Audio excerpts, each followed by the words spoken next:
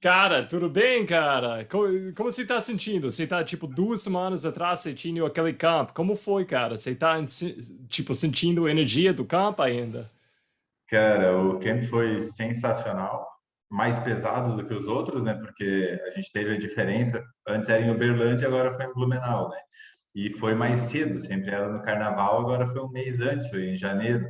Então a gente pegou o pessoal mais, tipo, vindo de férias, menos treinado, e Uhum. além disso, o camp lá dava aí uns 1.000 metros, 1.500 metros acumulados de subida, e aqui a gente bateu, o pessoal dos 100 quilômetros fez quase 4.000 acumulados de subida. Deu bastante acumulado de subida com muito calor ainda, né? Então o negócio acabou sendo mais pesado do que era esperado. Então, você ainda tinha o peso das férias ainda, você ainda tinha muita... A Sim. gente estava falando no primeiro podcast com o Valmir, você ainda estava comendo o panetone e... Mas foi mais perto Sim. com sua casa, então isso foi melhor, né? Não, isso é que nesse caso eu sempre fui pro TECAD. A primeira vez que eu fui foi em 2020, e aí eu fui só como atleta. Eu fui lá fazer os treinos do TECAD. Em 2021 eu já fui como atleta, mas também com a assessoria, com a Life. Então eu estava mais como treinador do que como atleta. E agora, para complicar um pouco mais o negócio, eu estava como atleta, como treinador, junto com a equipe, mas eu era organizador do evento também, né? Então, algumas coisas, tipo, vai ter um treino intervalado na trilha. Antes do pessoal começar o treino, que começava cedo de manhã, eu tive que fazer uma volta fazendo marcação. Então, acaba sendo uma experiência bem diferente, porque enquanto o pessoal está aproveitando, assim, ó, os descansos, a gente está na correria do organizar, né? Mas a experiência como um todo foi muito legal. Mesmo estando como organizador, eu ainda consegui acumular, acho que 70 quilômetros no final de semana. Não. É, cara, mas eu vi as fotos, parece bom demais. Deve ser difícil não sair uma coisa assim, com muita energia do grupo, muitas Ah, ideias, sonhando, tipo, deve ser muito bom, tipo, tem esse grupo de pessoas que têm pensamentos tão parecidos, juntos, correndo nas trilhas. o legal disso é o fato da gente ter, tipo, são 4 dias entre atletas, treinadores, então a vibe dessa reunião da galera é realmente muito diferente, né? Tipo, as provas são legais, só que na prova tu vai, tem aquela ansiedade do pré-prova, compete, terminou, vai embora, acaba sendo um período curto, né? E assim, tipo, reuniões, almoço, janta, reúne grupo, fica batendo papo, falando das experiências de cada um. Então, além de toda a parte de treino, essa vivência toda foi muito legal. É sempre muito legal. Não, muito bom, cara. Cara, explica seu dia a dia hoje em dia, 2022. Você tá vivendo 100% vida da trilha. É tipo, como que Sim. é seu dia a dia hoje em dia? Então, eu até esse final de semana eu parei e digo, olha, eu vou ter que montar um calendário, meu calendário com o horário certo do dia a dia, porque até 2019 eu era servidor público, né? Trabalhava no Ministério da Fazenda, então eu tinha ali meu horário de serviço, 8 meio-dia, 1h30, 5h30, tipo, tudo muito certinho, então fica fácil de ajustar o horário de treino, tipo, tudo acontece mais dentro de uma rotina. Só que aí veio ao ter eventos já lá desde 2016, com a parte de organização, né? E depois, em 2019, quando eu decidi sair do Ministério da Fazenda, já com a UT funcionando, e a gente, para abrir a assessoria, a Life, né? Então, a partir daí, tudo que eu tinha de horário certinho deixou de existir, né? Fazer planilha online, então isso não requer um horário fixo de trabalho, só faz conforme dá. E só que eu achava que isso ia facilitar a minha questão de treinos e pelo contrário, né? O fato de não ter horário fixo acaba dando uma atrapalhada. E o que atrapalhava bastante era principalmente os finais de semana, que tinham muitos finais de semana de trabalho na UT, né? Na parte de organização, de olhar trajeto, de fazer levantamento de percurso. Mas agora as coisas estão mais estáveis, né? A UT está com 3 provas, que são as provas que a gente já fez, então é um pouco mais fácil, já tem os trajetos pré-definidos, uma ou outra alteração que acontece de um ano para o outro. E na Life eu consegui organizar a minha vida para ter os meus horários certos de trabalho. Então hoje, pô, minha rotina começa às 5 da manhã, meus treinos hoje começam às 5:30 da manhã. Estou fazendo os treinos cedo, porque eu prefiro terminar logo, até porque em Blumenau a gente está batendo 35, 38 graus todo dia, e aí treinar cedo é melhor. Faço a parte da life, de planilhas e coisa, tento deixar tudo, quando possível, pronto de manhã, para no período da tarde conseguir me dedicar ao T, ao grupo de estudos, que a gente tem um grupo de estudos de treino também, né? Guilherme, Togumi, Fetter e companhia, não vou tentar falar todos, porque são 16 pessoas e eu vou esquecer de alguns. Então, além dessa parte de trabalhar na organização e também com a parte de treinamento, a gente tem buscado estudar o máximo possível, né? Acho que manter aprendendo, ainda mais com um grupo que tem pessoas como o Guilherme e o Togumi, né, que estão, acho que dentro do treino já há mais tempo e são muito estudiosos da área. Minha rotina hoje é mais ou menos isso, muito fixa até meio-dia, porque agora eu consegui ajustar, e aí à tarde é que fica mais para, vamos dizer, para o lado empresário, e Uhum. reunião, decidir coisas das provas, coisas assim. E porque eu tenho que perguntar, a gente vai entrar nos detalhes de cada essas coisas que você acabou de falar sobre eventos e coisas que você está fazendo dia a dia também. Mas quando você largou seu trabalho, eu vou imaginar que você estava trabalhando para o governo, tipo, toda a família, provavelmente mãe, pai, estava feliz, tipo, olha, o Júnior tem trabalho bem seguro, tudo assim. E você pulou nesse mundo de ultra 100%. É tipo, lógico, tem um pouquinho de resistência com isso, até quando você sabe, é bem no seu coração, é só isso que eu quero fazer. O momento você faz, sei lá, você faz essa transição 100%, é uma coisa gritante. Hoje em dia, que foi 3 anos atrás, é, até qual ponto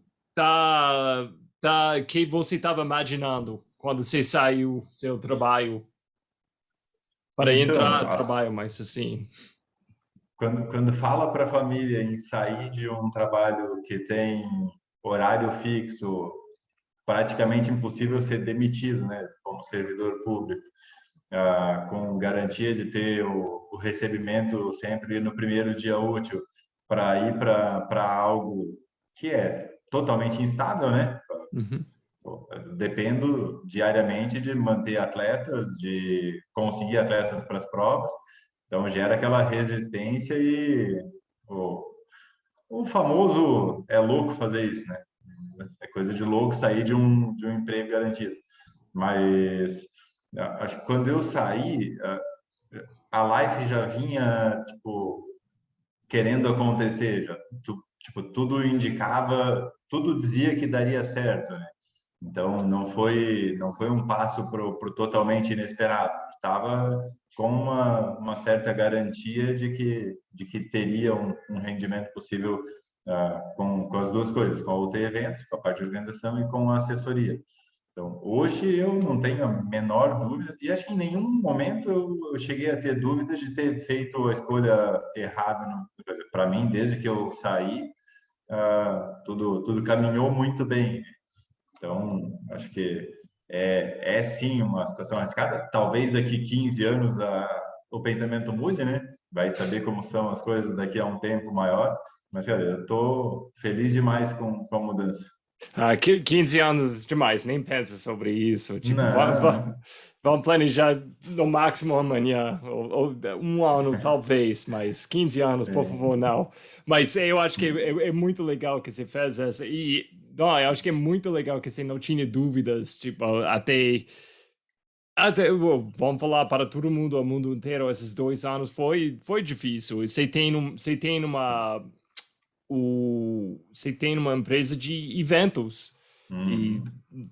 nada estava rolando, então, tipo, eu acho que é muito legal, você fica firme dentro de tudo isso. E vamos voltar um pouquinho para chegar nesse ponto onde tipo, você sabia 100% de coração, você vai entrar nesse mundo de trail. Você tinha, eu acho que você pode falar que eu estou errado, porque eu estou errado muito, mas tinha dois eventos que eu estou vendo que mostrou você como atleta, como organizador e o jeito que você salários, como você vai pensando. E em 2016 você fez o outro do bem, né? E Isso. 2018 você fez o outro Fjord, mas outro Fjord de um jeito muito especial. Pode falar um pouquinho sobre esses eventos, o impacto, como você preparou, a vivência desses eventos e como esse mostrou o caminho para você? Hum, sim. Vou voltar um pouquinho antes da Ultra do Bem ainda. Vamos lá. Eu comecei nas trilhas, eu sou bem recente das trilhas. Todo mundo acha que eu já tenho uma longa caminhada, mas meu primeiro evento, tipo, quando treinando já, eu já tinha feito uma prova, a K42 na época, que virou Indomit aqui em Bombinhas, lá em 2011, 2012, por aí eu tinha feito uma vez. Feito de um jeito bem interessante. Eu ganhei um concurso cultural da Go Outside e fui correr em dupla com meu sobrinho. A gente fez 3 treinos para fazer o 42K em dupla. Nenhum dos dois corria. Aí cada um fez 21 quilômetros e passou uma semana de moto. Mas aí, realmente, passando a treinar para fazer treino, a minha primeira prova foi Corupá em 2015, uma prova da TRC, né? Então, 2015 eu fiz Corupá 42, a primeira prova de trilha foi um 42K. Tudo que eu digo para meus atletas não fazerem, tudo bem. Ah, Aí na sequência fiz Perdidos e ainda em 2015 fiz o 100K do Indomit. Então, isso, tipo, meu início no trail foi em 2015, faz 7 anos agora. Ah, e ali 2016 foi isso, 2017, 2015 foi isso. 2016, como no 100K eu corri com o Daniel Maier pô, eu era fã dele já de ver ele nas provas, né? E só que a gente acabou correndo muito junto. Ele foi o quarto, eu fui o quinto na prova. Aí a gente acabou pegando uma amizade que é até meio inexplicável assim, a gente quase nunca se vê e criou uma amizade incrível. E daí, em 2016, ele me convidou para ir participar do Desafio dos Costões lá, que é um trajeto que ele fez, ia dar uns 80 quilômetros, mas pega todos os costões de Bombinhas que prova nenhuma coloca por causa do risco, né? Então, só os amigos loucos. E aí, nesse desafio lá, a gente falou de fazer ele falou que gostaria de fazer o Circuito Vale Europeu, que é o Circuito Vale Europeu de Cicloturismo aqui da região. Só que existe o circuito de mochileiro, que é feito a pé e tem 200 quilômetros, e existe o circuito de cicloturismo, que é para bike e tem 300 quilômetros, né? Aí na hora, beleza, 200 quilômetros, já tinha feito sendo Indomit, dá para a gente arriscar, né? Mas ele queria o cicloturismo, os 300, com mais 2 apensos lá, que dá 315 no total. E aí, em 2016, a gente resolveu fazer isso no final do ano, ainda sem o nome Ultra do Bem. Isso surgiu no ano seguinte. Aí, a ideia era correr todos os amigos juntos e ver o que aconteceria, né? E com o plano de terminar em 60 horas, se possível, 2 dias e meio. E só que daí, né, nesse ano 2016 só eu terminei e terminei com 49 horas, 20 minutos e 1 segundo no relógio do Daniel. Ele marcou inclusive o segundo. Mas só você Aí, terminou, só você mas entre só o eu, grupo. sim, só eu, pelo quilômetro eu acho que o Dani parou com 140, 150 quilômetros, a gente já tinha separado, né? Eu estava correndo, tinha dividido em duas equipes, e aí ele resolveu parar e ir pro meu apoio, porque ele viu que não teria como completar naquele ano. Aí, e depois de ele parar aí para fazer o meu apoio, ele fez os últimos 55 quilômetros correndo de Crocs comigo. Então ele correu mais 55 de Crocs, porque os pés estavam destruídos, né? Mas aí a gente conseguiu terminar esse primeiro ano. E aí no ano seguinte teve a ideia de fazer a Ultra do Bem, que daí foi 2017, né? Foi a segunda vez que foi feito o circuito. E aí, em 2017, eu tinha vindo de uma desistência das 100 milhas do Indomit, primeira prova de 100 milhas do Brasil. Eu estava liderando a prova e desisti dela, sem muita explicação. Não vou tentar explicar porque não fez sentido a minha parada, mas tudo certo. E isso me deixou meio, diríamos, frustrado, né?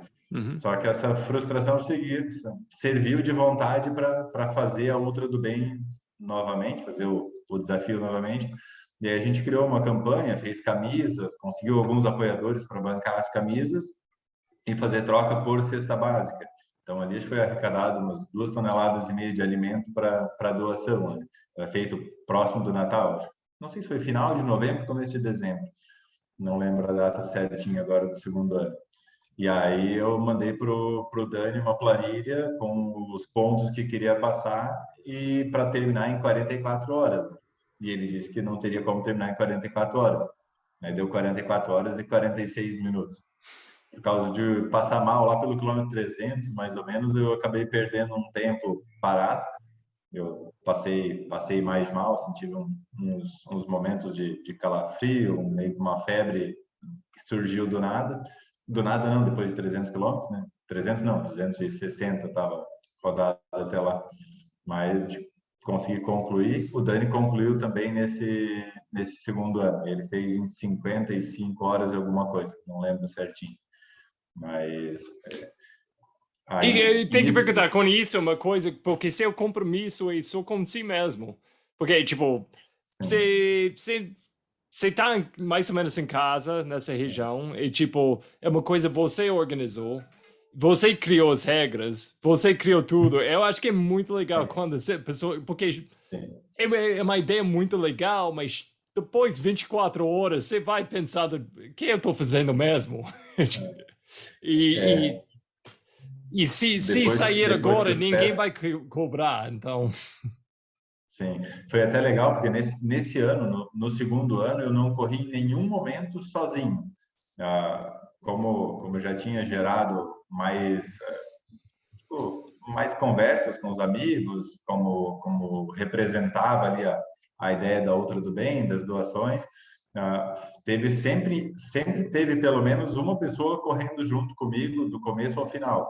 Teve momento que a gente chegou a estar correndo em 20 pessoas durante o percurso, né?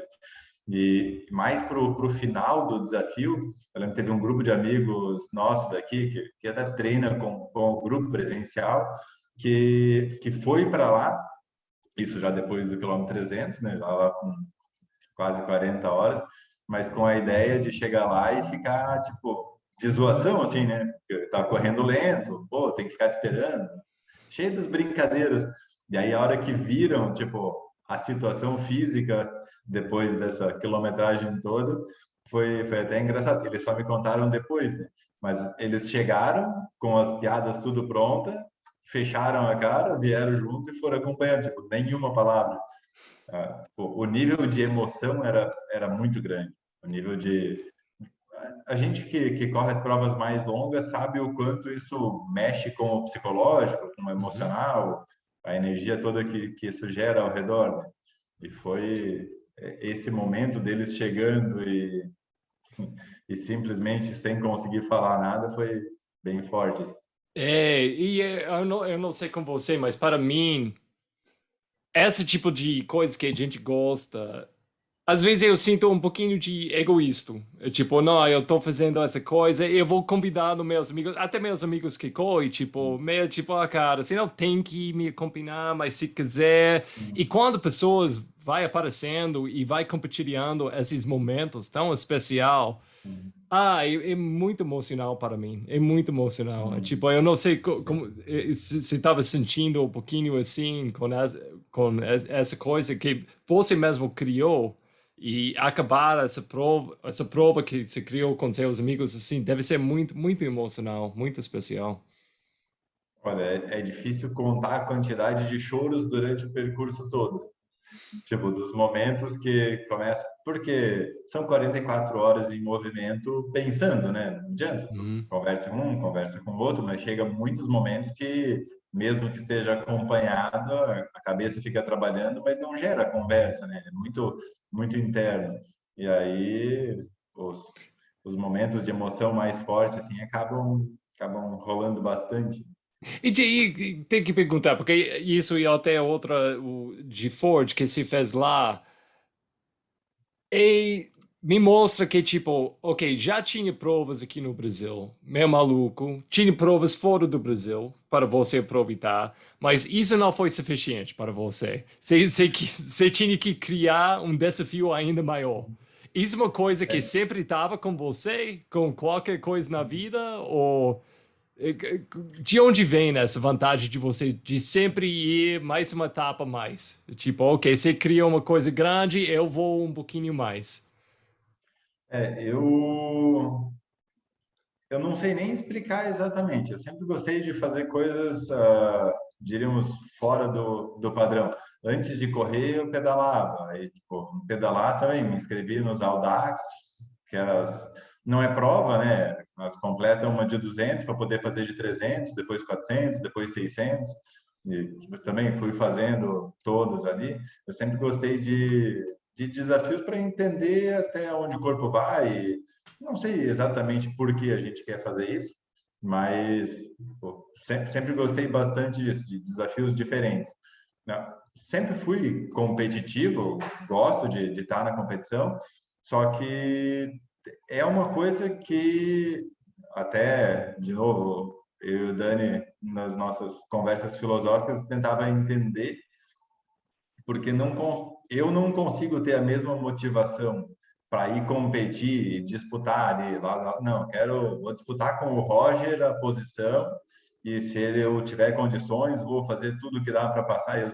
Eu tenho um pouco de dificuldade com esse lado competitivo, às vezes falta. E eu digo que sinto falta mesmo, porque eu queria ser mais competitivo durante as provas.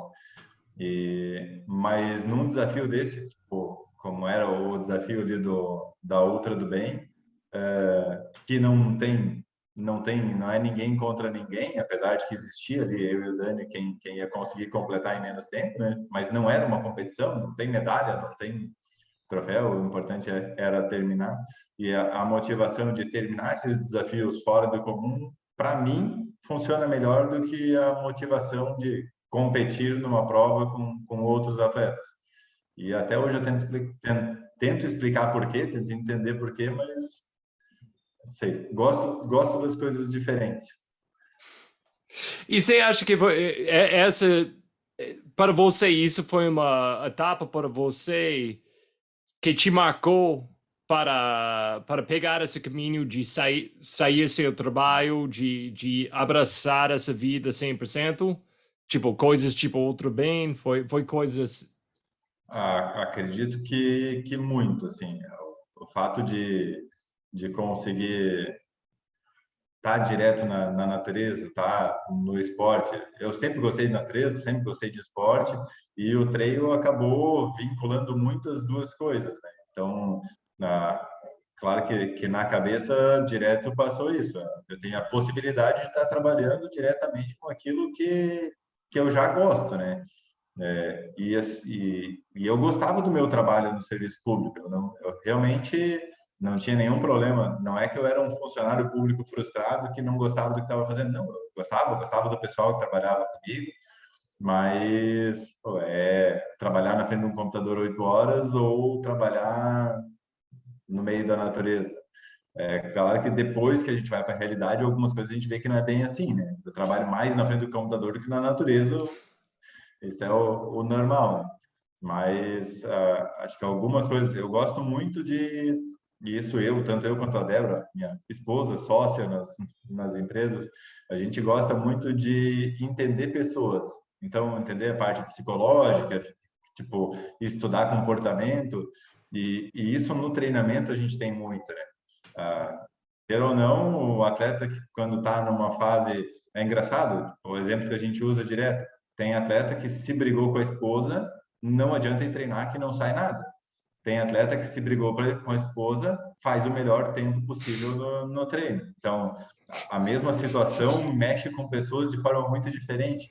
E isso tudo é uma coisa que a gente gosta muito de ver, né? Então, essa possibilidade de trabalhar direto com pessoas,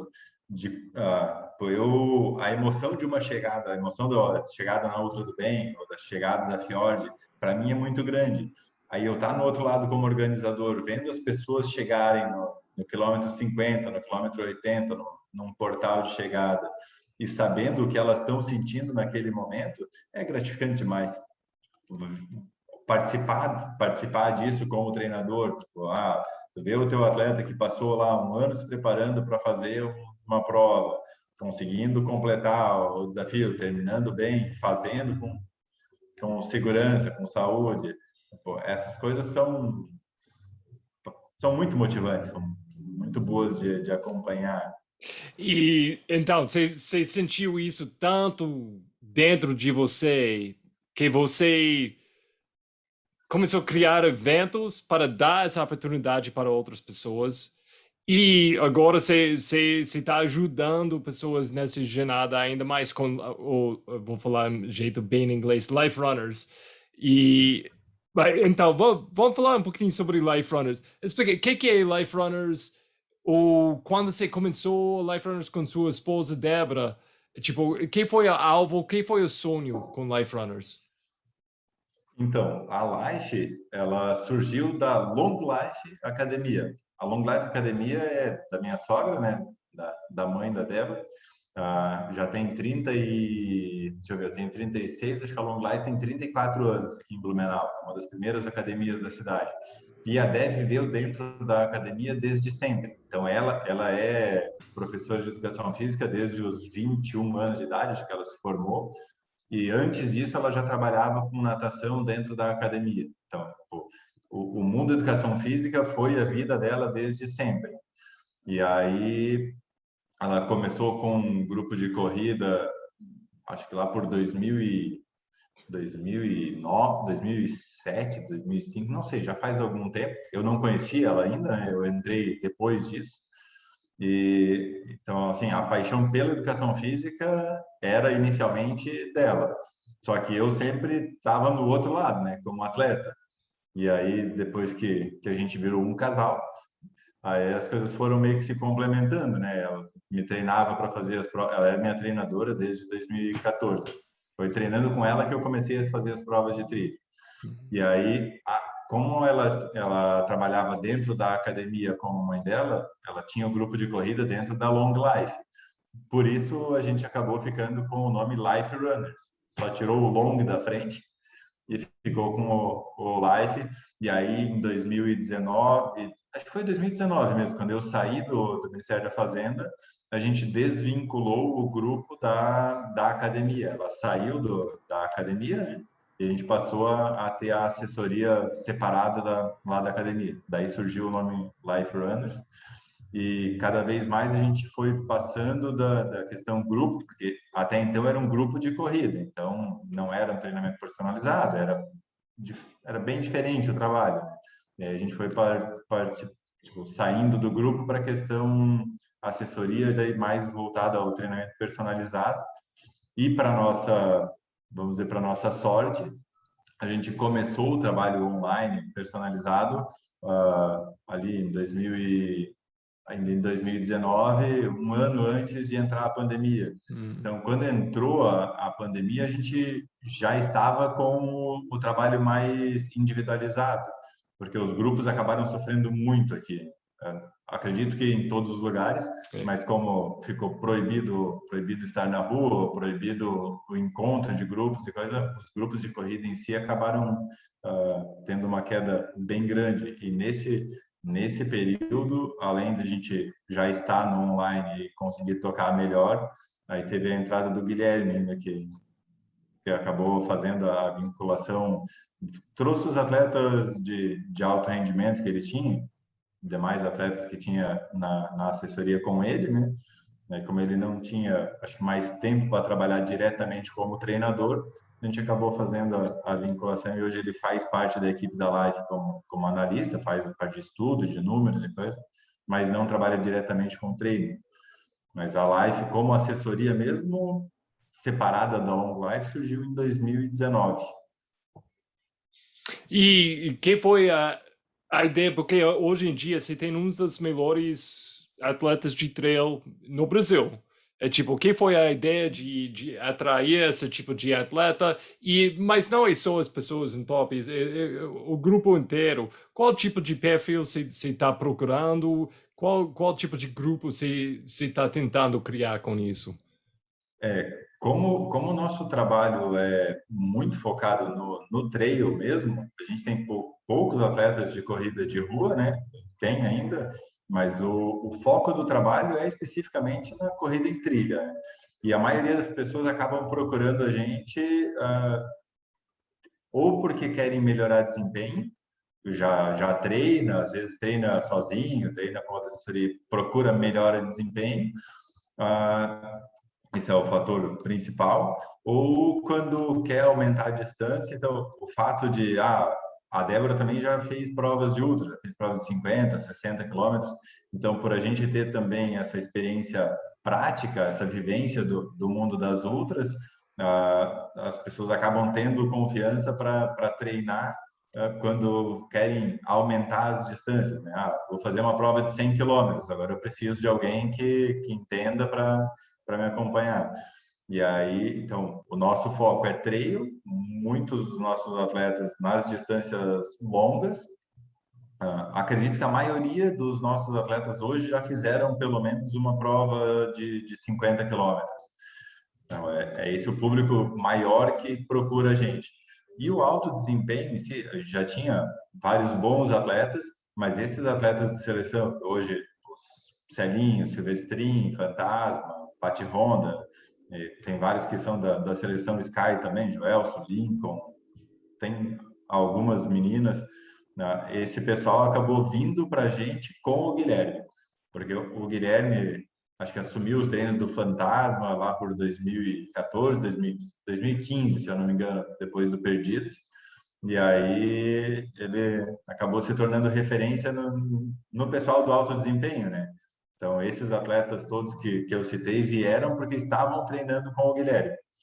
E aí eu confesso que eu tive um momento de grande apreensão, né? Porque assumir o treinamento desses caras é de uma responsabilidade que é um pouco complicada, né?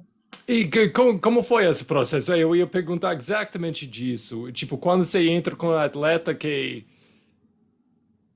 e fez coisas que você nunca experienciou com seu próprio corpo. Então, tipo, como foi esse processo de aprender como ser, de lidar com você e Débora, porque não é sozinho, você e Débora, tipo, Sim. para abraçar esse desafio? Tipo, e como que você aprendeu nesse processo? A gente aprendeu muito da parte teórica com o Guilherme, teórica e prática de treinamento mesmo, né? Muita reunião, muita conversa, entender o que eles faziam, como eram os treinos deles antes de vir para a live, quando era o Guilherme mesmo que passava, como era a rotina desses atletas, porque a maioria das pessoas pensam que esses atletas têm uma rotina de atleta, né? E na realidade, todos eles, eu não tenho nenhum atleta que seja atleta por profissão. Todos trabalham e têm a corrida como hobby. Silvestrin, Fantasma, tudo com um trabalho normal, igual todos nós. Então, entender isso melhor deles, a realidade de cada um, entender que um Celinho trabalha na fazenda e os treinos deles são sempre na montanha, porque não tem plano onde mora, essas coisas assim. Mas acho que o principal de tudo é conseguir receber esses atletas e aí ter que manter eles tendo desempenho, porque é claro que teve um período longo sem prova, e isso também foi bem ruim, porque a gente recebeu esses atletas que estão sempre nos principais eventos, sempre competindo a nível nacional, e aí passou um ano treinando, fazendo recuperação de quem estava com algum processo de lesão, coisa assim, mas sem conseguir ver o que eles realmente estariam rendendo. E aí, felizmente para nós, era que as provas voltaram, eles continuaram fazendo ótimos resultados, né? Então, acredito que até o momento está tudo dando certo, mas o momento inicial, tipo, ver eles indo, a primeira prova, acho que foi a Monza, acho que foi a primeira prova, assim, maior pós-Covid, né? Pós não, porque a gente não está ainda no pós, É, mas pelo infelizmente menos, não. mas é a primeira prova importante que aconteceu depois do momento que todas tinham sido, as provas tinham sido canceladas, né? Então, até ali, a apreensão era bem grande, assim. É, e lá na Mons, o Life Runners brilharam. É, Uhum. tipo, foi um show de vocês lá. Foi ótimo ver. Tipo, muito legal ver. É, imagina, Foi, tô imaginando, para você deve ser um prazer enorme, tipo, é, esses dias. era uma responsabilidade tão grande, tipo, para mim e para a Dé, que a gente decidiu não correr a prova, né? A gente foi para lá para ficar no apoio, acompanhar a prova direto. Mas eu digo, eu não tinha a menor condição de ir para Mons como um atleta. Não tinha cabeça de jeito nenhum, porque era, tipo, tava na prova Silvestrinho nos 50, o Fantasma, o Celinho no 100, o Santiago, que vem numa sequência muito boa, estava no 25, a Paty, a Diana, também na prova de 100. Então, eu digo, olha, eu vou para acompanhar, para ver a prova inteira. Na verdade, foi ali que eu te conheci, porque eu também não te conhecia pessoalmente. Aí, como tu estava lá querendo incomodar todo mundo lá na frente, eu tive a sorte de acompanhar um tempo. Acho que a maioria das tuas passagens nos postos eu acabei vendo, né? Pelo É, eu menos, acho que sim, né? Eu acho que sim, acho que depois, sim. depois da prova eu vi uma coisa na Insta, foi tipo, tem a colocação, foi tipo, e um gringo que eu não conheço. Eu tipo, eu! Isso mesmo, todo mundo falava do gringo mineiro, gringo mineiro. Meu, mas eu não conheço ainda. E É, aí, eu acho que foi lá na Mons mesmo que eu te conheci sim, também. E, mas parabéns, porque esse dia foi excelente. Todo o fim de semana para vocês no Life Runners deve ser tipo, você e Débora deve ser tipo pais, tipo, brilhando sim. com seus Ah, crianças.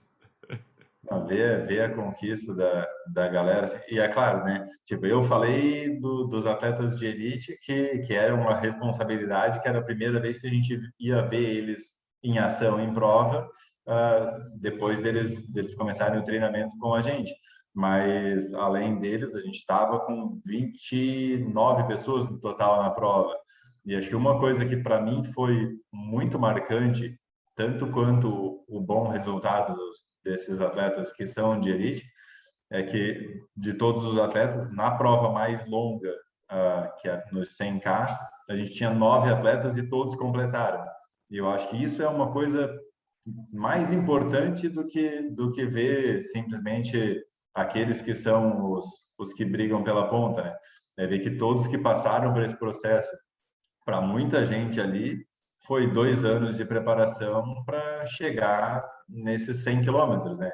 Era para ser um ano antes, mas foi um período muito longo para conseguir encarar e ver todos os 9 que largaram chegando. Foi, foi bem emocionante. E eu, felizmente, consegui ver todos chegando. Peguei todas as chegadas desde o Celinho até o Davi, os Ó, nossos 9 que completaram. uau, uau, você tá lá esperando cada um. E eu tenho certeza que você tome cuidado, tipo, todo mundo no time é igual, né? Tipo, todo mundo tem sonhos, todo mundo quer dar o melhor performance que ele e ela pode dar esse dia. Como você vai lidando com cada atleta individualmente? Tipo, você tem uma filosofia como treinador? Olha, acho que eu nunca pensei se eu tenho uma filosofia como treinador, mas né, acho que uma coisa que é indiscutível é que todos os nossos atletas, independente se é atleta de alto desempenho ou se é atleta totalmente recreacional, se ele quer estar com a gente tem a responsabilidade de entregar um bom treinamento, isso é indiscutível, mas um ponto que eu acho que é muito característica nossa, e como eu falei antes, tanto minha quanto da Débora, é que a gente gosta muito de entender pessoas. Então, conseguir entender cada atleta, por que o atleta está lá fazendo 100 quilômetros, porque as motivações são muito diferentes. Tem gente que está lá para fazer 100 quilômetros porque é algo que vai dar mais confiança para a vida. Tem gente que está lá fazer 100 quilômetros porque quer ser competitivo e tá lá na frente. Então, são muitas razões diferentes e isso é algo que eu gosto muito de ver, entender, às vezes dizer que não deve fazer, e isso é uma coisa que tanto eu quanto a Dé, de novo, se a gente entender que o atleta não deve fazer alguma coisa, a gente diz que não vai treinar ele para fazer, já perdemos o atleta por isso, tudo certo. Já teve atleta que disse, quero fazer tal prova. Disse, não, tu não pode fazer tal prova, tem que passar por distância menor, né? Não, não, mas eu vou fazer. Infelizmente, acho que a segurança do atleta, a saúde, garantir que ele vai fazer com qualidade, e quando eu digo com qualidade, não tem como fazer as provas longas sem sentir dor. Obviamente, com certeza tu não saiu muito bem dos 100 cada mãos, né? Deve doer uns dias seguintes. Mas fazer com qualidade é conseguir terminar a prova dentro de uma condição de saúde que não te coloque em risco, né? Então, esse tipo de coisa, eu acho que isso é um ponto que é característica nossa. Uhum. Não, muito legal. E quando você tem atletas entrando no seu time, a maioria já tem uma vivência, uma bagagem de correr, ou na rua, ou nas trilhas já, ou você está aceitando muitas pessoas iniciantes hoje em dia, porque nosso esporte está crescendo muito. Então, com isso, você está vendo mais pessoas iniciantes entrando, ou pessoas que Sim. estão chegando na sua porta já com uma bagagem? Normalmente, quem procura a gente já tem alguma bagagem. E isso é até uma coisa engraçada, porque a gente conversa isso internamente, estuda isso, né? Muitas pessoas têm medo de procurar a Life. Tipo, a Life treina Silvestrin, Fantasma, Celinho. Poxa, não, eles treinam esse tipo de atleta e eu não sirvo para treinar numa assessoria assim. Não, pô, eu não consigo correr uns 5 quilômetros ainda, então não posso fazer parte desse grupo. E não tem nada a ver com isso, né? A maioria do público é um público amador, só que um público que eu chamo de recreacional, que é o atleta do dia a dia, né? Treina, quer fazer as provas, mesmo que sejam as longas, mas isso não pode comprometer a sua vida. E normalmente as pessoas que não têm já um certo tempo de treino acabam não procurando a gente. A gente recebe normalmente atletas que já têm alguma experiência no treino. É interessante, eu nunca pensava assim, tipo, alguém entrando ia ficar com medo de treinar com você. Não, eu tô falando, não tá certo, não, porque aposto vocês têm um jeito muito legal de lidar com pessoas iniciantes, mas eu nunca imaginei ter Uhum. caras tão fodas no seu time, seria uma coisa meio mal para o negócio até um ponto, às vezes. Mas, É positivo de um lado, porque o fato de treinar esses atletas, obviamente, dá confiança para atletas que querem melhorar desempenho. Só uhum. que, então, nesse lado é positivo. Mas, realmente, no lado de atleta mais iniciante, as pessoas acabam tendo um certo receio inicial. Claro, entrou na equipe, veio experimentar, conheceu, beleza, segue tudo normal. Mas tem essa barreira inicial de ser uma equipe de alto desempenho. E esses atletas chegando para vocês, quando eles entraram, que eu vou falar erros, que as coisas que você está vendo quando você vai olhando que ele já está fazendo esses últimos anos, 2 anos, e eles chegam para você, que as coisas mais comuns que você está vendo, tipo, que você tem que Erros consertar? de treinamento, vamos, É de treinamento ou coisas, pensamento? sim. Não vou chamar de erro, vou dizer que é coisas que a gente, no nosso É, trabalho, a gente discorda. isso. Existem várias linhas de trabalho, mas algumas coisas a gente não concorda. Um erro muito comum para mim de atleta, e isso muitas vezes atleta que mesmo que tenha assessoria ou que treina por conta, chega perto da prova, quer recuperar o tempo perdido e treina demais. Isso é muito comum, tipo, não fiz longão, então agora no sábado antes da prova vou fazer meu longo de 30 quilômetros para a semana que vem fazer a prova. e aí chega na prova cansado. Então, isso é um erro muito, muito tradicional. E de quem treina sem acompanhamento é a falta de um treinamento específico, né? Tipo, eu antes de começar a treinar na Life, eu saía para correr 10 quilômetros. E corria 10 quilômetros na segunda, na quarta, na sexta, final de semana. Então, faz sempre a mesma coisa. E falando em treinamento, faz sempre a mesma coisa, chega a um ponto que não tem evolução, né? Eu acho que essas duas coisas são erros bem comuns, principalmente para quem treina sozinho. Uhum. E que vocês gostam de usar fora de treinar, tipo correndo mesmo? Que vocês, para a maioria das seus corredores, você está jogando no treinamento deles? Você faz coisas na academia, eles fazem coisas tipo meditação, você Os, tem uma coisa que você os, gosta os, de colocar os, na planilha ah, para eles? os treinos complementares que a gente chama. Uhum. Tipo, a gente hoje tem, até trabalhando com treino de mountain bike também, né? Antes de vir para a corrida, eu tive uns 5 anos mais ou menos que eu competia mountain bike, né? Então, tenho certa experiência com mountain bike, mas muito tempo fora e pouca experiência com treinamento. Mas, apesar de não treinar pessoas especificamente para provas de mountain bike, a gente gosta muito da bike como complemento para a corrida, principalmente por causa de aumentar volume de treino, causando menos impacto, né? Então, como a gente consegue ganhar aí horas de treinamento sem problemas articulares, a bike é uma coisa que a gente gosta muito de ter junto com o treino de corrida. Isso como complemento aeróbico mesmo e até como um pouco de treino de força para quem consegue ir para a montanha de bike. E o treinamento, o fortalecimento, a parte de musculação, funcional, mesmo que seja pilates, treinos que tenham alguma base de fortalecimento, a gente sempre recomenda.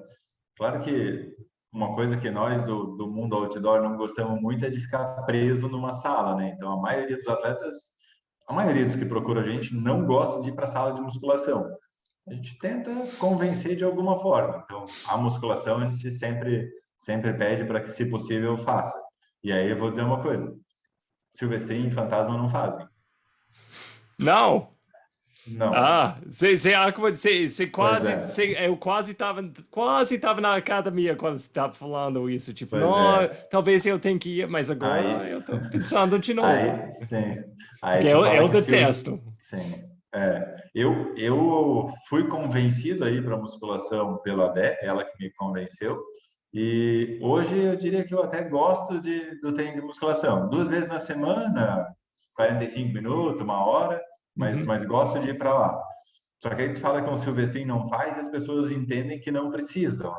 Ah, não, pô, se o cara que hoje é. O Silvestrinho hoje é o melhor do Brasil por ranking ITRA, é acho que é quase que indiscutível a nível nacional ele como o melhor corredor de trilha aí nas provas de 50 quilômetros. Então, por que eu precisaria se ele que é o melhor não precisa? É porque ele é fora da curva, né? Então ele não pode utilizar como parâmetro alguém, primeiro, que tem uma composição corporal excelente, né? Extremamente magro, percentual de gordura baixo, vive na montanha, faz muita subida, né? Com alguém que tem sobrepeso, que então tem que entender os fatores que levam à necessidade de uma pessoa fazer e outra não, né? A gente até nos grupos, no grupo de estudo a gente fala isso. Não utilize os extraterrestres como base para definir o que você precisa ou não. Cara, Mas essa é uma fronteiras coisa ilimitadas. tão comum, né? A gente adora fazer Sim. isso. Tipo, Michael Phelps, ele come pizza todo dia, então eu vou comer pizza todo dia. O Killian tá comendo Snickers, eu vou comer Snickers. A gente adora Sim, fazer isso, cara. sim. Mas, que se faz para preparar seus atletas? Porque, como você sabe bem, correr é muito mais do que só mexer seu corpo. Uma grande, outra, uma coisa que existe mais aqui. Até tem os argumentos ainda mais aqui do que no corpo. O que se faz com seus atletas para preparar eles para a 1080 quando eles vão correr 100? Ou, tipo, a prova de 6 horas, chegando 5 horas e a bicho tá pegando. Quais tipos de preparações você gosta de fazer com eles e elas? Então, Isso é uma coisa, a parte psicológica em si é uma coisa que eu acho que a nível Brasil a gente falha bastante. Inclusive, a gente também não tem um psicólogo do esporte. Eu acho que seria muito importante se as pessoas tivessem um acompanhamento para entender algumas coisas, para se entender melhor. Só que se hoje a maioria dos atletas, e aí a maioria mesmo, já tem a dificuldade de procurar um nutricionista, um fisioterapeuta, imagina pegar para um atleta comum que tem o seu custo com fazer a planilha de corrida, com fazer a musculação, aí vai precisar de um fisioterapeuta, vai precisar de um nutricionista, vai precisar de um psicólogo. A parte psicológica acaba não chegando nunca na lista desse pessoal. Mas eu entendo que muito do treinamento psicológico está dentro do treinamento de corrida. Porque por mais que tu pense, tu não consegue entender o que é chegar na milha 80 de uns 100 milhas sem ter esse certo sofrimento que vai ter lá, né? É uma coisa que a nossa cabeça vai recebendo, trabalhando dentro do normal. E aí a gente gosta muito de fazer alguns combinados de treino que façam a pessoa ter um pouco dessa sensação, né? Tipo, a gente é engraçado, mas todo mundo pensa que é o treinar mais, volumes longos. Na live, o Guilherme, eu e o Guilherme ainda eu sou mais meio termo. O Guilherme não colocava para atleta dele nenhum treino com mais de 30 quilômetros. Ah, vai correr 100 quilômetros. Nenhum treino com mais de 30 quilômetros. Porém, fazia treinos combinados que o atleta corria 100 no final de semana. Então, tipo, 30 de manhã, 20 à tarde, 30 de manhã, 20 à tarde. Fechava 100 quilômetros no total. E o Celinho fez isso antes da Mons, umas 3, 4 semanas antes da Mons, ele fez 30, 20, 30, 25, para fechar os 105 que seria da Mons. Só que quando tu faz uma sequência dessa, por mais que não tenha o estímulo todo de uma vez só, mas sair para treinar a terceira vez, a quarta vez, né, em 2 dias é um negócio que, se a mente não tiver boa, vai ficar em casa e dizer, não, já fiz 3, não precisa o quarto treino. Então, eu acho que esses combinados, fazer treinar à noite, vai treinar tarde da noite e treinar de madrugada de novo, uma noite mais restrita de sono, algumas coisas assim dão esses estímulos para que a pessoa, quando for passar pelo momento lá na prova, consiga passar de uma forma melhor. Isso na Fiord 2018 foi quando eu fiz as 4 provas, né? Eu já tinha feito ela em 2017, os 50K. Só que 2017, final de 2017, foi quando eu fiz a Ultra do Bem. Foi ali começo de dezembro, eu fiquei até final de fevereiro sem conseguir correr, porque eu tive bolha embaixo do pé, para não ter, tipo, para conseguir pisar, acabei jogando a pisada mais para lateral, então trabalhando com o pé torcido, né? E aí o meu tornozelo inchou bastante, tive mais problemas na recuperação. Fui voltar a correr final de fevereiro, para em abril fazer as 4 provas seguidas lá, né? Então eu tinha um mês e meio para estar em condições de fazer as 4 provas da FIOD. E aí a gente fez, o que me deixou confiante para ir para a prova foi exatamente um combinado desse que eu fiz, só que aí esse combinado foi de uma semana inteira, porque a prova lá seria terça, eu larguei terça, quarta, quinta, eu tô errando na conta. Não, segunda, terça, quarta e ia largar na quinta noite os 100 milhas, que foi alterado, que daí largou na sexta, né?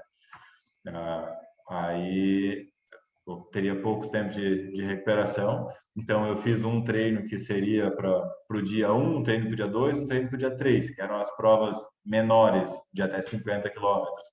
E aí depois para as 100 milhas eu fiz um combinado de quinta à noite, sexta de manhã, sexta à noite, sábado de manhã e sábado à tarde. 5 treinos para simular o que seria 100 milhas.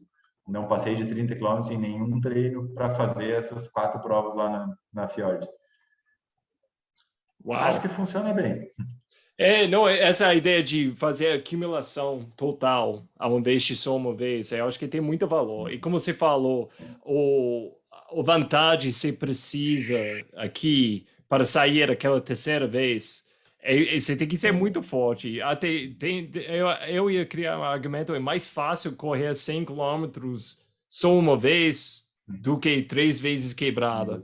Porque depois você Sim, para, tipo, fica muito difícil. E isso é uma grande coisa na ultra. Você vai parar um pouquinho, de vez em quando você tem um ponto bem baixo e você tem que voltar. Você sim. tem que achar a força para voltar.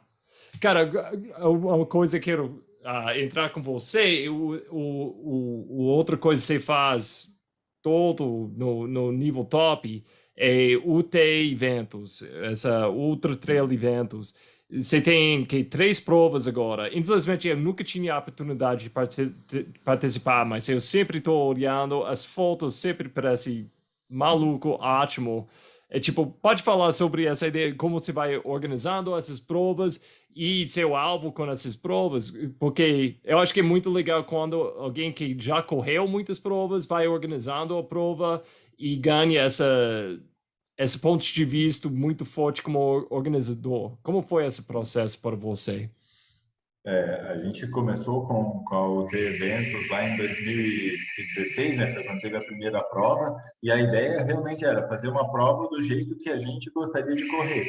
E eu tinha doce ilusão de que eu poderia correr as provas que eu organizasse. Até eu organizar uma e ver que não tem a menor condição de largar também na prova, estando responsável por tantas pessoas lá fazendo.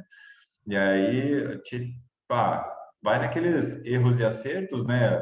Começou o ano 2016 com 3 provas, 2017 quatro. A gente resolveu fazer provas menores, não só as ultras. A gente chegou a ter 9 provas, mais 3 eventos assim, de curso e coisa num ano. Aí viu que isso acabou com a nossa vida, né? Deixou de ter vida para ficar o tempo todo em cima dos eventos. Aí a gente resolveu reduzir de novo e hoje a gente trabalha com 3 provas. Teve o TCAD, que a gente organizou junto com o Guilherme, né? Mas de eventos esportivos, de competição.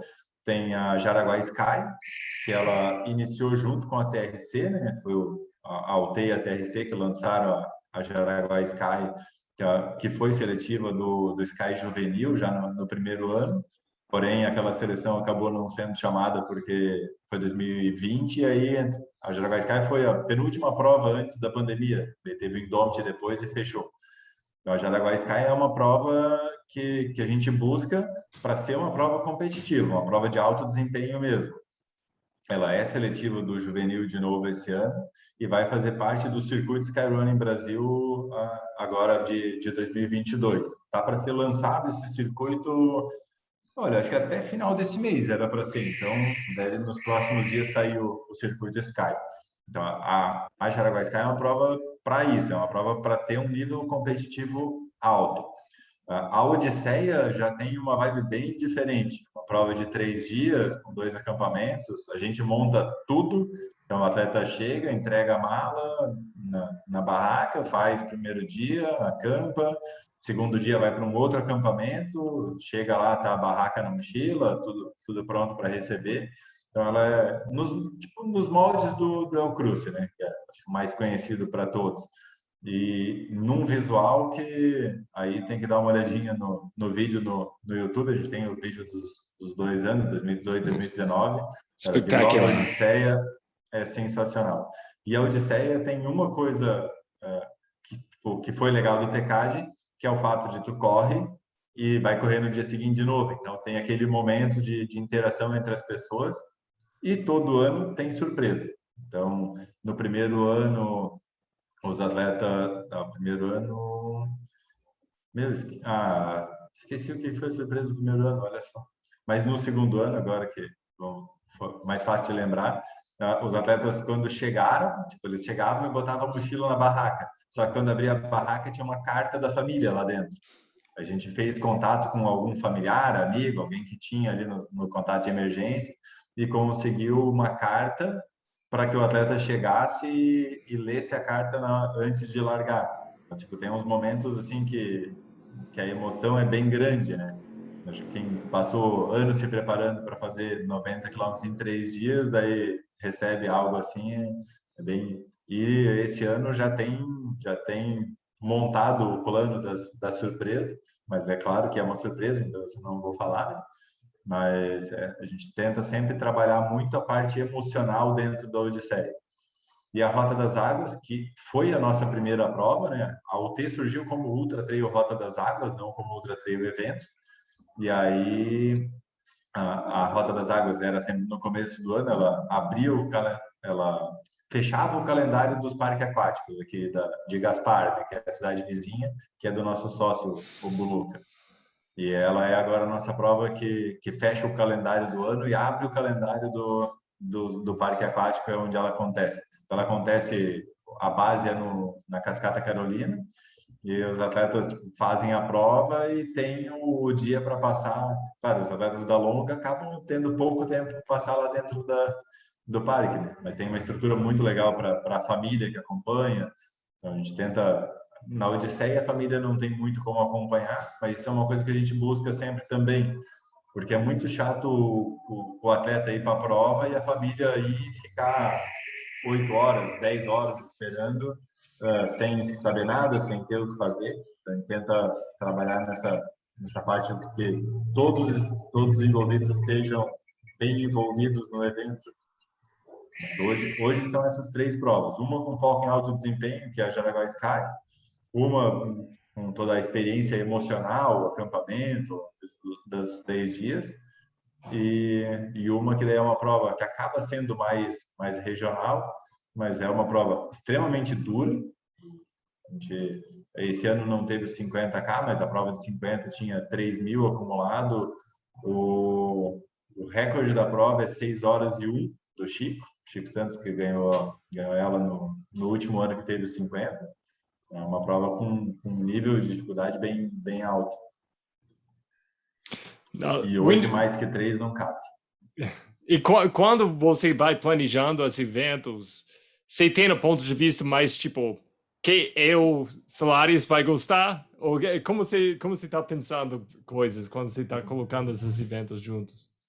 Então, como eu gosto muito da trilha e não sou tão fã assim de ficar correndo na estrada, a gente sempre procurou fazer eventos que fossem com muita trilha, né? A Rota das Águas, com 50 quilômetros, tinha 42 de trilha. Eram 8 quilômetros só de estrada no total da prova. Então, o que a gente busca muito é isso. A questão visual e a questão de estar dentro da trilha. Só que aí a gente, às vezes, se surpreende com algumas coisas.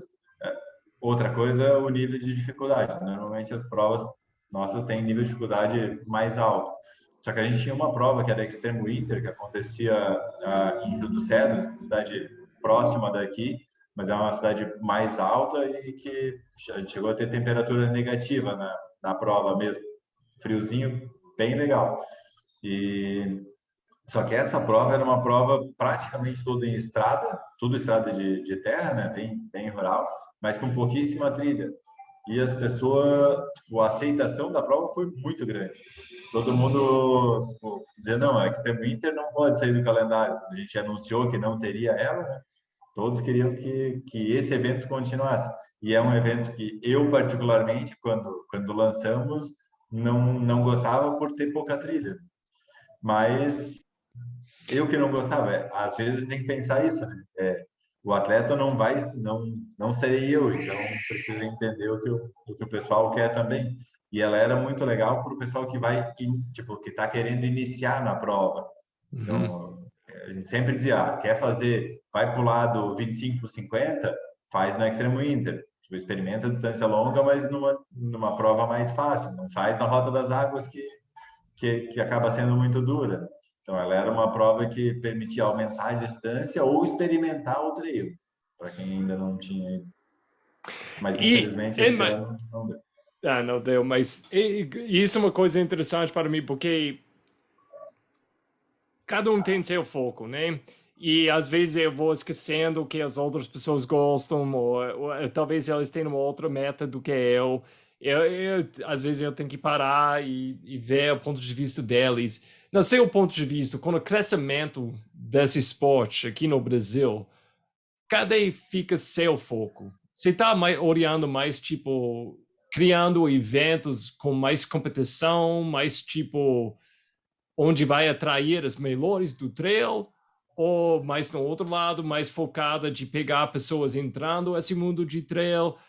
Onde cai o seu foco, né, nesse lado? Porque você tem seus dedos em todo isso, esse crescimento de trail no Brasil, mas cadê seu coração com isso?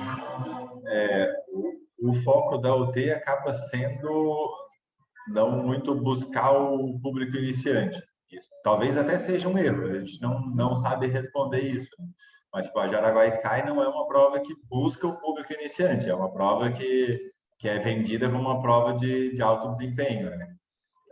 Inclusive, a segunda melhor pontuação ITRA do Brasil, a segunda melhor do Silvestrin, foi na Jaraguá Sky. Então, ela é uma prova que, para quem quer pontuação ITRA, ela funciona muito bem. Uhum. Para quem está iniciando no trail, não sabe nem o que é ITRA.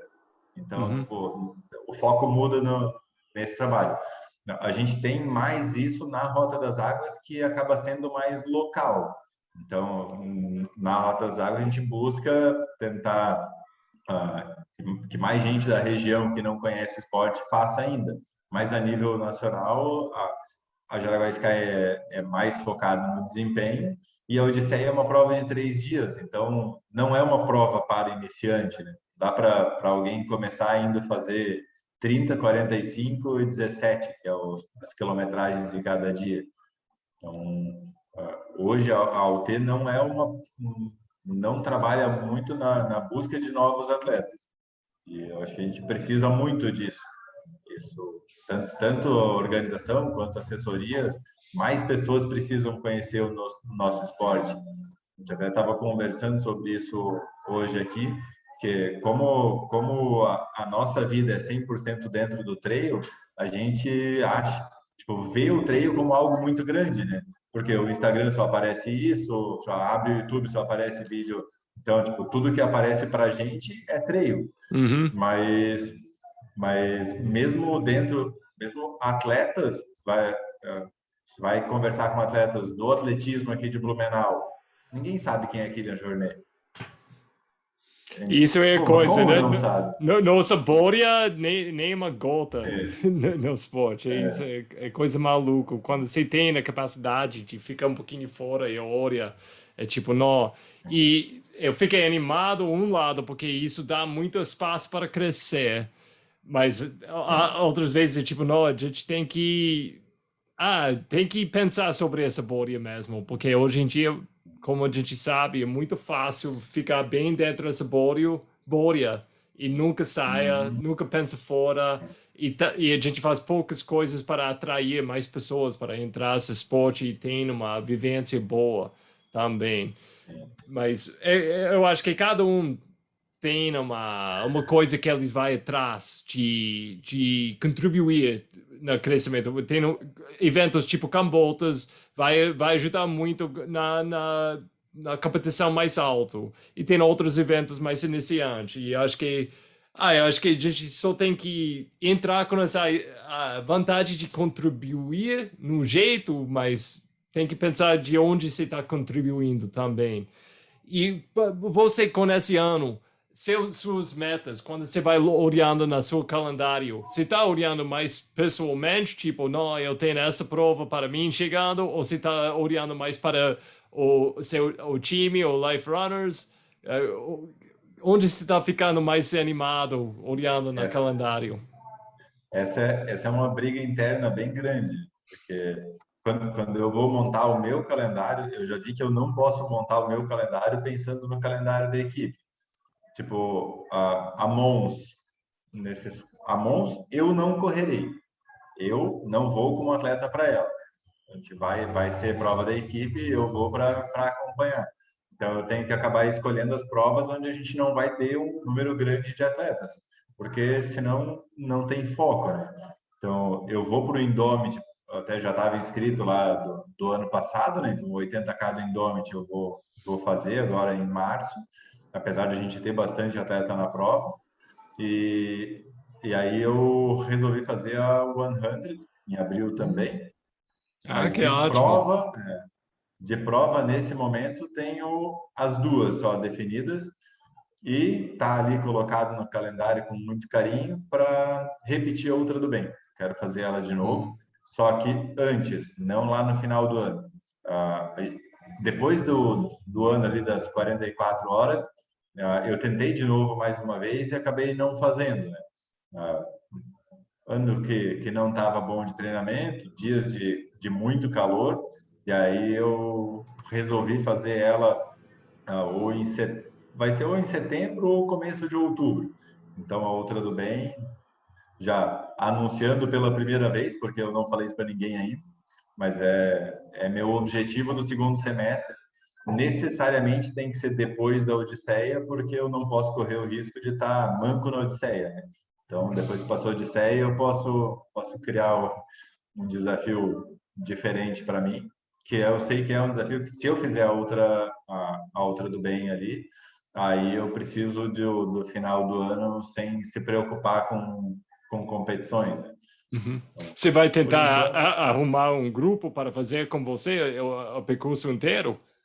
logo a gente começa a divulgar as ideias para ver quem quer acompanhar. Eu não formatei ainda, tipo, no outro ano teve a troca de camisas por cesta básica, mas para isso tem que correr atrás de patrocinador para bancar a camisa, então não sei exatamente de que forma vai ser esse ano, mas com certeza, quanto mais gente tiver para fazer, inclusive o Roger, se quiser tentar inteiro, né?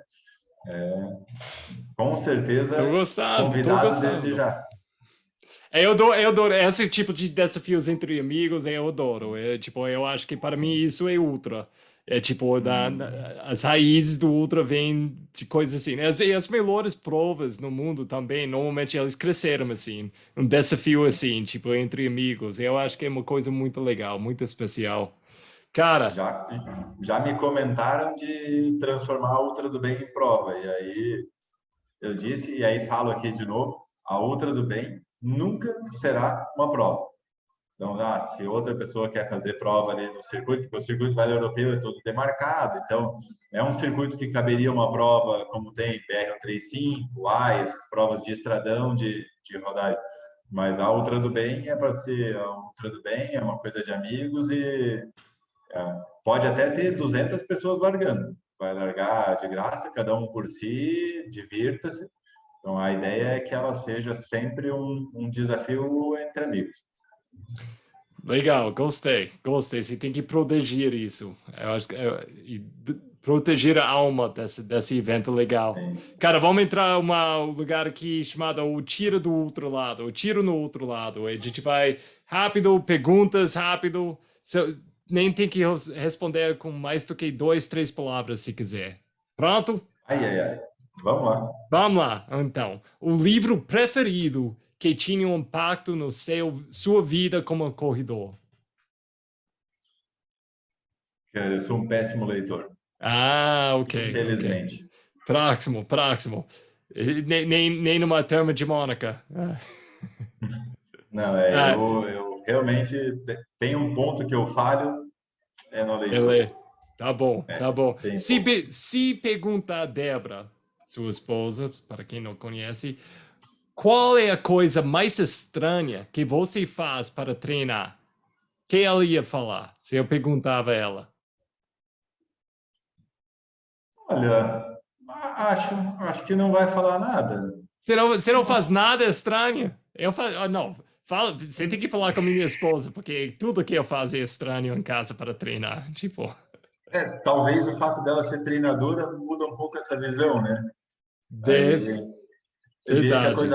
a coisa mais estranha é ela no dia dos namorados, de chuva, me botar a treinar às 6 horas da manhã. Isso eu acho que é estranho. Adorei, adorei. Isso é uma boa. Alguma coisa você faz, mas fala para seu time no Life Runners não fazer. Eu fiz. Começar fazendo provas longas sem ter experiência nas coisas. É, eu acho que isso é uma coisa. A prática que você tem fora de correr, que tem um grande impacto no seu treinamento. Uma coisa que você faz fora de correr. Pode ser academia, pode ser uma coisa que. A academia, que eu ando devendo bastante, mas acho que o que mais tem impacto no meu treinamento é a falta de dormir. Eu durmo pouco.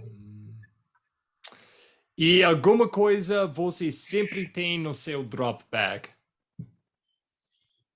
Ah, no drop bag, sneakers, Sneakers, é clássico, tipo, sempre. E na mochila, sempre a manta térmica. boa, cara, boa. Aqui, é uma pergunta, eu gosto de fechar com essa, é tipo, daqui em 5 anos, se falasse, tipo, oh, o Life Runners, o T Eventos são grandes sucessos, o que significa isso? Aí é realização. Acho que eu me sinto realizado já, na- no ponto que a gente está nesse momento, mas acho que é Mas que, realização de um sonho. para falar que é um sucesso, o que é sucesso para essas coisas? Tipo, significa que você tem um time de 1.000 pessoas ou significa que você tem corredores internacional? Que seria um sucesso para você para essas coisas? Eu acho que a palavra equilíbrio vai entrar muito forte, porque eu acho que não, para mim não adiantaria ter um time de 1.000 pessoas, uma rentabilidade gigante e ser algo feito simplesmente por esse motivo. Então, acho que precisa manter a paixão que a gente tem hoje pelo esporte. Gosto muito do alto rendimento, eu gosto muito de números, então eu gosto desse lado competitivo do esporte, mais como treinador do que como atleta. Mas eu acho que ter sucesso, eu quero um dia chegar aí como representante, ser um técnico da seleção brasileira de TI. Para mim seria uma realização gigantesca. Ter a possibilidade de continuar treinando atletas que são de alto desempenho, nível seleção. Para mim é sensacional. Mas, ao mesmo tempo, desde 2015, quando a gente começou com o grupo de corrida, no caso eu ainda era atleta, ter essas mesmas pessoas hoje comigo, no grupo de corrida, até tem atletas que estão há 10 anos já com ela. Então, eu acho que isso é um ponto muito importante, porque a gente consegue estar com essas pessoas que são hoje o nosso círculo de amigos há muito tempo na equipe. E acho que isso é, para mim, um ponto de sucesso. Cara, muito legal, muito bom. Slaris, muito obrigado. Foi ótimo falar com você e eu tô vendo, tipo, eu sei que você vai voltar no futuro porque com todas as coisas que você faz de bom dentro dessa comunidade de trail, você vai voltar sem dúvida para falar sobre outras coisas, porque muitas coisas boas vão acontecer em breve para vocês. Para nós, acho que para todos nós, acho que a gente tem um belo trabalho a fazer pela frente pelo trail. E quando eu digo pelo trail, não é exatamente pelo trail, é pelo que as pessoas podem aproveitar com o trail. As pessoas que não conhecem podem. Não, a gente precisa dos atletas de alto desempenho, que são os que chamam a atenção. Tipo, a Vancini foi campeão na bike, campeão mundial na bike, e as pessoas começaram a ver mais o mountain bike. A gente precisa dessas referências, mas ao mesmo tempo a gente precisa que o esporte cresça com o público amador, que mais gente vá para a trilha, que mais gente entenda que está na natureza, que está fazendo um esporte, é saúde. Acho que hoje, mais do que nunca, a gente tem muito claro a importância da atividade física no geral, né? E a gente consegue ter no nosso esporte, é isso que eu acho tão apaixonante no trail. A gente tem natureza e atividade física juntos. E para mim não tem como isso dar errado.